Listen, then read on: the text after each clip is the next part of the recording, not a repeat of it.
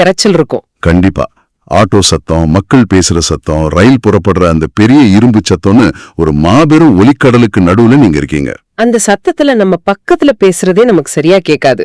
ஆனா பாத்தீங்கன்னா அந்த கூட்டத்துல ஒரு 50 அடி தூரத்துல இருந்து யாரோ ஒருத்தர் உங்க பேரை ரொம்ப மெதுவா கூப்பிடுறாங்க. ஒரு நொடி கூட தாமதிக்காம கரெக்டா உங்க தலை அந்த சத்தம் வந்த திசையை நோக்கி திரும்புது. இது எப்படி சாத்தியம்? இது ஒரு சாதாரண விஷயமே கிடையாது. ஆமா, இத்தனை 1000 சத்தங்களை கிழிச்சுக்கிட்டு உங்க பேர் மட்டும் எப்படி அவ்வளவு துல்லியமா உங்க மூளைய வந்தடைஞ்சது? நம்ம காதுகள் ஒலிய அப்படியே உள்வாங்குற ஒரு சாதாரண மைக்ரோஃபோன் அப்படின்னா இது நடக்கவே வாய்ப்பில்லையே. உண்மைதான். நம்ம எல்லாருமே காது ஒரு பாசிவ் ரிசீவர் தான் நினைச்சிட்டு இருக்கோம். அத பத்தி தான் இன்னைக்கு நாம இந்த ஆழமான விவாதத்துல அலச போறோம். அண்டம் குரல் காதுகளின் ரகசியமும் அப்படிங்கிற மூலக்கட்டுரையை வச்சு காதுகளை பற்றிய நம்ம அடிப்படை புரிதலையே இன்னைக்கு மாத்த போறோம். காது ஒரு சாதாரண மைக்ரோஃபோன் கிடையாது, அது மூளையால் இயக்கப்படுற ஒரு அதிநவீன சென்சார். மிக சரியான ஒரு ஆரம்பம். அதாவது சிறு வயசுல இருந்தே நமக்கு என்ன சொல்லி கொடுத்திருக்காங்கன்னா, கண்ணு எப்படி வெளிச்சத்தை வாங்குதோ அதே மாதிரி காது சத்தத்தை வாங்குது. கரெக்டா? எக்ஸாக்ட்லி. காற்றில் ஏற்படுற அதிர்வுகளை காதுகள் சும்மா உள்வாங்கிக்குதுன்னு தான் நம்ம நினைக்கிறோம். ஆனா சமீபத்திய நரம்பியல் ஆராய்ச்சிகள் இதை முற்றிலுமா மறுக்குது. அப்போ சத்தம் காதுக்கு வருது, அத காது மூளைக்கு அனுப்புது அப்படிங்கிற அந்த ஒரு வழி பாதை இங்க கிடையாதா? கிடையவே கிடையாது.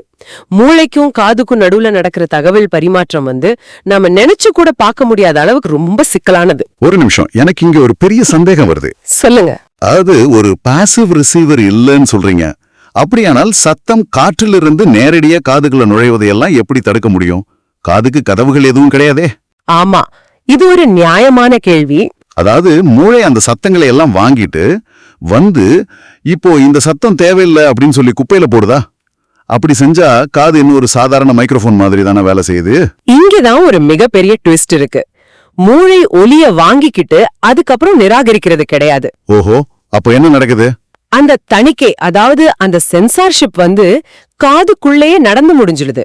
இன்னும் துல்லியமா சொல்லணும்னா உள் காதுல இருக்கிற காக்லியா அப்படிங்கிற பகுதியிலேயே இது நடந்துடுது. இது எப்படி சாத்தியம்? சத்தம் உள்ள போறதுக்கு முன்னாடியேவா? நரம்பியல் நிபுணர்கள் இத டாப் டவுன் ப்ராசஸிங் அப்படின்னு சொல்றாங்க. பொதுவா காதிலிருந்து மூளைக்கு போற நரம்புகளை பத்தி தான் நமக்கு தெரியும். ஆனா மூளையிலிருந்து திரும்ப காதுக்கு வர்ற நரம்புகளும் இருக்கு. வா, மூளையிலிருந்து காதுக்கு சிக்னல் வருதா? கண்டிப்பா. மூளை தனக்கு என்ன கேட்கணும்னு முடிவெடுத்த உடனே இந்த நரம்புகள் வழியா உள்காதுக்கு மின் சிக்னல்களை அனுப்பிடுது. அதாவது காது கேட்க தொடங்குறதுக்கு முன்னாடியே மூளை காது கிட்ட இத மட்டும்தான் நீ கேட்கணும் அப்படின்னு ஆர்டர் போடுதா? அதேதான். ஆனா இது பௌதிக ரீதியா எப்படி முடியும்? காற்றில் வர்ற அந்த மெக்கானிக்கல் வேவ்ஸ உள்காது இப்படி தடுத்து நிறுத்தும்? அங்கதான் நம்ம மனித உடலோட பிரம்மாண்டமே இருக்கு. உள்காதுல பாத்தீங்கன்னா அவுட்டர் ஹேர் செல்ஸ் அப்படின்னு சொல்லப்படுற நுண்ணிய முடி செல்கள் ஆயிரக்கணக்கில் இருக்கு. Hair cells. மூடிக்கு தேவையற்ற சத்தம் வருதுன்னு தெரிஞ்சாலோ அல்லது வேறொரு முக்கியமான சத்தத்துல கவனம் செலுத்தணும்னு நினைச்சாலோ அது உடனே இந்த முடி செல்களுக்கு சிக்னலை அனுப்பும். ஓகே, அந்த சிக்னல் கிடைச்சதும் அந்த செல்கள் என்ன பண்ணும்? அந்த சிக்னல் கிடைச்ச உடனே இந்த ஹேர் செல்கள் தங்களோட நீளத்தை மாத்திக்கிட்டு ரொம்ப விரைப்பா மாறிடும். நிஜமாவா? பிசிக்கலாவே அதோட வடிவம் மாறுதா? ஆமா. ஒரு கார்ல இருக்கிற ஷாக் அப்சார்பர் எப்படி மேடு பள்ளங்கள்ல வர அதிர்வுகளை உள்வாங்கி குறைக்குதோ அதே மாதிரி இந்த முடி செல்கள் விரைப்படைஞ்சு தேவையற்ற ஒலி அதிர்வுகளை காதுக்குள்ளேயே தனிச்சிடுது. இது நம்பவே முடியாத அளவுக்கு ஆச்சரியமா இருக்கு. அப்படியானா நான் இப்ப எதன் மீது கவனம் செலுத்துறனோ அதை பொறுத்து என் காதுக்குள்ள இருக்கிற அந்த உறுப்புகள் நொடிக்கு நொடி வடிவத்தை மாத்திக்கிட்டே இருக்கா? 100க்கு 100 உண்மை. இப்போ நம்ம முதல்ல பேசின அந்த கூட்டத்துல தொலைஞ்ச நம்பன் உதாரணத்தை எடுத்துப்போம். நாம குரலுக்காக தேடும்போது என் காதோட உள்ளமைப்பு இப்படி மாறிடுமா? நிச்சயமா மாறும். அந்த இரைச்சலான கூட்டத்துல உங்க மூளை உங்க நண்பனோட குரலோட தனித்துவமான அதிர்வெண்ண, அதாவது அந்த ஃப்ரீக்வன்சிய ஏற்கனவே ஒரு ஆடியோ ஃபிங்கர் பிரிண்ட் மாதிரி சேமிச்சு வச்சிருக்கோம். ஓகே, ஒரு ஆடியோ கைரேகை மாதிரி. ஆமா. இப்போ மூளை சுற்றியுள்ள மத்த எல்லா ஃப்ரீக்வன்சிஸையும் தணிக்க சொல்லி அந்த ஹேர் செல்ஸ்க்கு கட்டளையிடுது. சரி. அதே சமயம் நண்பனோட குரல் வர்ற அந்த குறிப்பிட்ட ஃப்ரீக்வன்சியை மட்டும் பல மடங்கு பெருசாக்கி, அதாவது ஆம்பிளிஃபை பண்ணி கேட்க வைக்குது. இது ஒரு பயங்கரமான தேடல் வேட்டை. அப்போ கண்கள் கூட்டத்துல ஒருத்தரை தேடுறதுக்கு முன்னாடியே காதுகள் அந்த ஃப்ரீக்வன்சியை ஸ்கேன் பண்ணி பிடிச்சிடுது. ஆனா ஒரு சந்தேகம். சொல்லுங்க. சத்தம் வந்த உடனே நான் எப்படி கரெக்டா அந்த திசையை நோக்கி திரும்புறேன்? சத்தம் எந்த பக்கத்துல இருந்து வருதுன்னு இந்த முடிச்சல்கள் எப்படி கண்டுபிடிக்குது? இங்கதான் நாம இன்னொன்னு புரிஞ்சுக்கணும். திசைய கண்டுபிடிக்கிறது முடிச்சல்களோட வேலை கிடையாது. அப்ப அது யாரு வேலை? அது மூளையோட அதிவேக கணித செயல்பாடு. இப்போ சத்தம் ஒரு குறிப்பிட்ட திசையில இருந்து வரும்போது அது முதல்ல ஒரு காதையும் மில்லி செகண்ட்ஸ்க்கும் குறைவான நேரத்துல அடுத்த காதையும் வந்து அடையுது இல்லையா? ஆமா, 2 காதுக்கும் சின்ன டைம் கேப் இருக்கும். இத அறிவியல் மொழியில இன்ட்ராஆரல் டைம் டிஃபரன்ஸ் அப்படின்னு சொல்றாங்க. வலது காதுக்கும் இடது காதுக்கும் சத்தம் வர்ற அந்த நேர வித்தியாசத்தையும் அதோட அழுத்த வித்தியாசத்தையும் உங்க மூளை ஒப்பிட்டு பாக்குது. வாவ், அப்ப மூளைக்குள்ள ஒரு பெரிய கால்குலேஷன் நடக்குது. ஆமா, அதுவும் ஒரு நொடியில சில 1000த்துல ஒரு பங்கு நேரத்துல இது நடந்து முடிஞ்சிருது. சத்தம் வலதுபுறம் 45 டிகிரில இருந்து வருது அப்படின்னு மூளை கணக்கிட்ட உடனே நம்ம கழுத்து தசைகளுக்கு கட்டளை போகுது. கரெக்டா? அதேதான். நீங்க அந்த திசையை நோக்கி திரும்புறீங்க.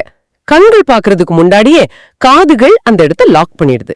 ஆதி காலத்துல அடர்ந்த காடுகள்ல வேட்டையாடின மனிதர்களுக்கு இந்த திறன் எவ்வளவு முக்கியமா இருந்திருக்கும்னு இப்போ எனக்கு புரியுது. கண்டிப்பா, இது ஒரு உயிர் வாழும் உள்ளுணர்வு. காற்று நிறைச்சலுக்கும் காய்ஞ்ச சருகுகளின் சத்தத்துக்கும் நடுவுல ஒரு சிறுத்த பதுங்கி வர்ற சத்தத்தை மட்டும் பிரிச்சு அறிய மூளைக்கும் காதுக்கும் இடையிலான இந்த ஸ்கேனிங் மெக்கானிசம் தான் உதவி இருக்கணும். துல்லியமா புடிச்சிட்டீங்க.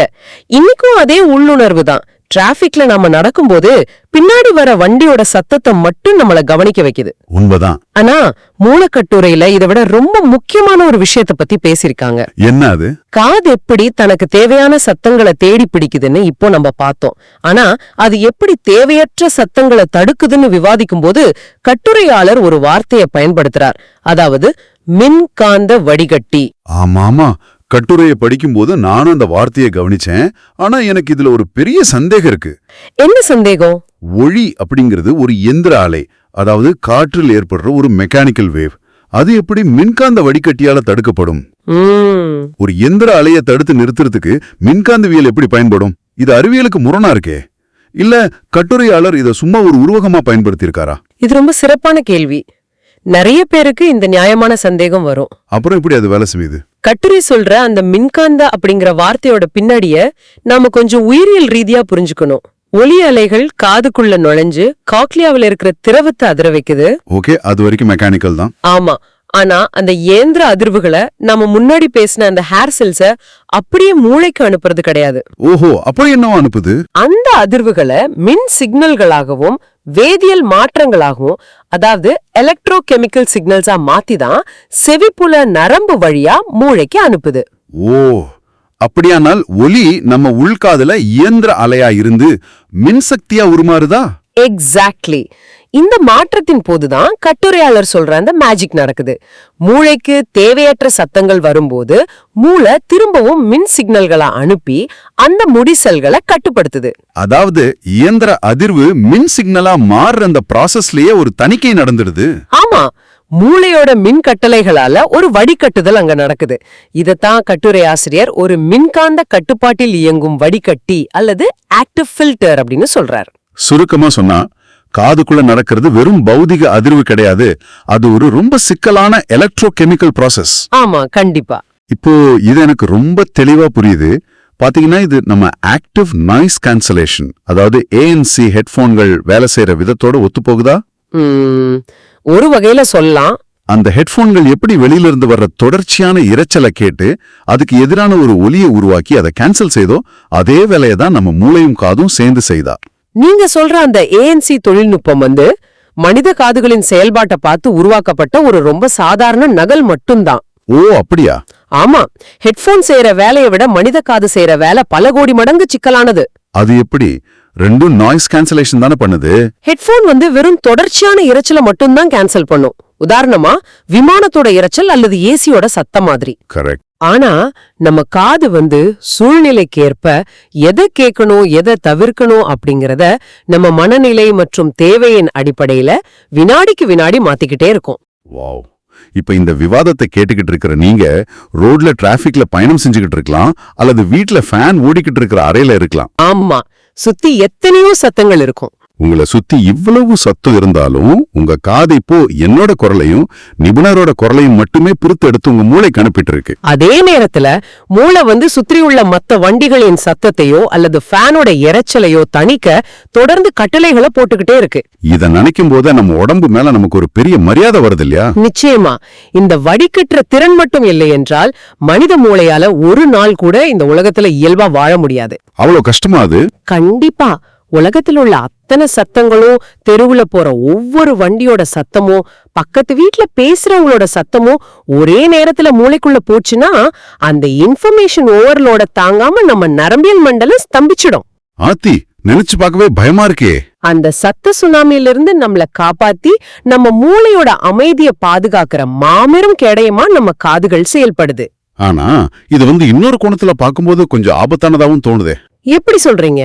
அதாவது நம்ம மூளை ஒரு விஷயத்துல தீவிரமா கவனம் செலுத்தும் போது சுற்றியுள்ள மத்த எல்லா சத்தங்களையும் காது தடுத்து நிறுத்திடுதுன்னு சொன்னீங்க. ஆமா.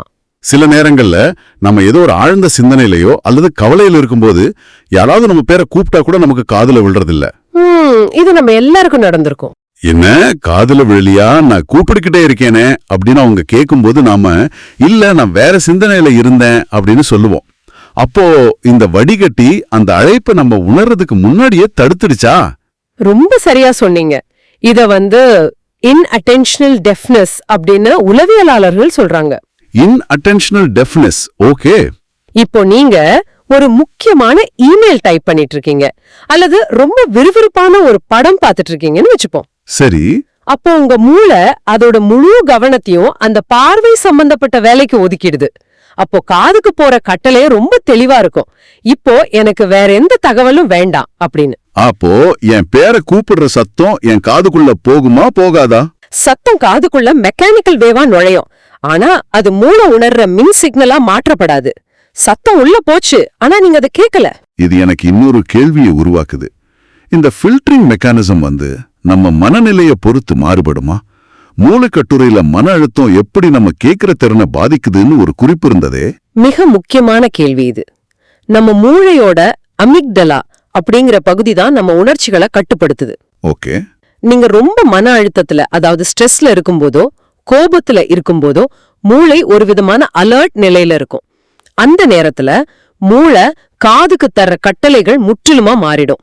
என்ன மாதிரி மாறும்? சுத்தி நடக்கிற எல்லாத்தையும் கவனி, ஏதோ ஆபத்து வரப்போகுது அப்படின்னு மூளை காதை ரொம்ப சென்சிட்டிவ் ஆக்கிடும். ஓஹோ, அதனாலதான் நம்ம டென்ஷனா இருக்கும்போது செவுத்துல இருக்கிற கடிகாரம் முள்நகர்ற டிக் டிக் சத்தம் கூட நமக்கு மிகப்பெரிய எரிச்சலூட்டுற சத்தமா கேக்குதா? எக்ஸாக்ட்லி. ஆனா அதே கடிகார சத்தம் நாம சந்தோஷமா இருக்கும்போதோ அல்லது நிம்மதியா தூங்கும் போதோ நம்ம காதுகளால முழுமையா வடிகட்டப்பட்டுடும். நம்ம மனநிலைக்கும் நம்ம காதோட பௌதீக செயல்பாட்டுக்கும் இவ்வளவு நேரடி தொடர்பு இருக்கு அப்படிங்கிறது ஆச்சரியத்தோட உச்சி. ஆமா, காதுங்கிறது வெறும் ஒலிய வாங்குற ஒரு துளை கிடையாது. அது மூளையோட ஒரு நீச்சி. நம்ம உணர்ச்சிகளோட பிரதிபலிப்பா எப்படி காது செயல்படுதுன்னு இந்த கட்டுரை ரொம்ப ஆழமா விளக்கியிருக்கு. இன்னைக்கு நாம் அலசின விஷயங்களை சுருக்கமா சொல்லணும்னா இதுதான் மையக்கருத்து. நீங்க ஒருபோதும் சத்தங்களை வெறுமனே கேட்கறது கிடையாது. கண்டிப்பா. உங்க மூளை எதை அனுமதிக்குதோ அதை மட்டுமே நீங்க கேக்குறீங்க. காதுங்கிறது வெளியுலக சத்தங்களை அப்படியே மூளைக்கு கடத்துற ஒரு சாதாரண வயர் கிடையாது. அது ஒரு நுண்ணிய, சுறுசுறுப்பான, பாதுகாப்பான தடுப்பு சுவர். அதாவது நம்ம செவிப்புலன் அப்படிங்கிறது ஒரு ஆக்டிவ் ப்ராசஸ். நண்பனோட குரலை தேடி கண்டுபிடிக்கிற அதிநவீன ஸ்கேனராகவும், தேவையற்ற இரைச்சல்கள்ல இருந்து மூளைய பாதுகாக்கிற எலக்ட்ரோ கெமிக்கல் வடிகட்டியாகவும் அது ஒரே நேரத்துல செயல்படுது. நாம உலகத்தை எப்படி புரிஞ்சுக்கிறோம் அப்படிங்கிறது நம்ம காதுகள் எந்த தகவலை மூளைக்கு அடுப்புதுங்கிறத பொறுத்துதான் இருக்கு. அண்டம் குரல் காதுகளின் ரகசியமும் அப்படிங்கிற இந்த கட்டுரையின் மூலியமா நாம தினமும் கண்ணாடியில பாக்குற நம்ம காதுகளுக்கு பின்னாடி இத்தனை பெரிய உயிரியல் மற்றும் பௌதிகவியல் தொழில்நுட்பம் இயங்கிக்கிட்டு இருக்குன்னு தெரிஞ்சுக்கிட்டோம். ஆமா, ரொம்ப சிறப்பான ஒரு அலசல் இது. சரி, நாம இந்த ஆழமான விவாதத்தோட நிறைவு பகுதிக்கு வந்துட்டோம். இத முடிக்கிறதுக்கு முன்னாடி ஒரு நிமிஷம் சிந்திச்சு பாருங்க. நம்ம காதுகள் ஒரு சாதாரண ஒலிவாங்கி இல்ல, அது மூளையோட கட்டளைப்படி இயங்குற ஒரு வடிகட்டுன்னு இப்போ முழுமையா புரிஞ்சுக்கிட்டோம். ஆமா. அப்படியானால் உங்க அன்றாட வாழ்வுல உங்க மூளை இது முக்கியம் இல்லை அப்படின்னு தற்காலிகமா தீர்மானிச்சதால உங்களை சுத்தி ஒலிக்கிற எத்தனை அற்புதமான விஷயங்களை உங்க காதுகள் தினமும் வடிகட்டி வெளியேத்திக்கிட்டு இருக்கு. உண்மையிலேயே இது ரொம்ப ஆழமான ஒரு கேள்வி. உங்க கவனம் முழுசும் உங்க செல்போன் திரையிலயோ அல்லது ஆபீஸ் டென்ஷன்லயோ விழுந்துட்டு இருக்கும்போது உங்க மூளை அதை மட்டுமே முக்கியம்னு நினைக்குது. ம் அந்த நேரங்கள்ல உங்க அறையோட ஜன்னலுக்கு வெளியே பாடுற ஒரு பறவையோட இசையோ அல்லது உங்களுக்கு பக்கத்துல உட்கார்ந்துருக்கிற உங்க அன்புக்குரியவர்களோட மெல்லிய பெருமூச்சோ காற்றுல கலந்து உங்க காதுகளை மந்தடைஞ்சிருக்கலாம். ஆனா மூளை அதை உள்ள விடாது. கரெக்ட். உங்க மூளை இது இப்ப முக்கியம் இல்ல அப்படின்னு ஆர்டர் போட்டதால அந்த சத்தங்கள் உங்க உள்காதிலேயே தடுத்து நிறுத்தப்பட்டு உங்க உணர்வையே தொடாம அழிஞ்சு போயிருக்கலாம் இல்லையா? ரொம்ப அருமையா சொன்னீங்க. நீங்க என்ன கேட்கணும் அப்படிங்கறத உங்க இலக்குகள் தான் தீர்மானிக்குதுன்னா, நீங்க எதை இழக்குறீங்க அப்படிங்கறதையும் உங்க இலக்குகள் தான் தீர்மானிக்குது. நாம எதை கேட்கிறோம் அப்படிங்கறத விட நாம எதை கேட்காம தவற விடுறோம் அப்படிங்கறதுல தான் நம்ம வாழ்க்கையோட பல அழகிய தருணங்கள் ஒழிஞ்சிருக்கு. உண்மைதான். அந்த வடிகட்டப்பட்ட நீங்க இதுவரை கேட்காத ரகசிய சத்தங்கள் உங்க வாழ்க்கையில என்னவா இருக்கும்? உங்க மூளை உங்க காதுகளுக்கு எதை தவிர்க்க கட்டளையிட்டுகிட்டு இருக்கு அப்படிங்கிற இந்த சிந்தனையோட உங்களை சுற்றியுள்ள சத்தங்களை சற்று கூர்ந்து கவனிக்க விட்டு உங்களிடமிருந்து நாங்க விடைபெறுகிறோம். தொடர்ந்து தேடுங்கள், தொடர்ந்து கேளுங்கள். அண்டம் குரல் சேனலுக்கு சப்ஸ்கிரைப் பண்ணுங்க.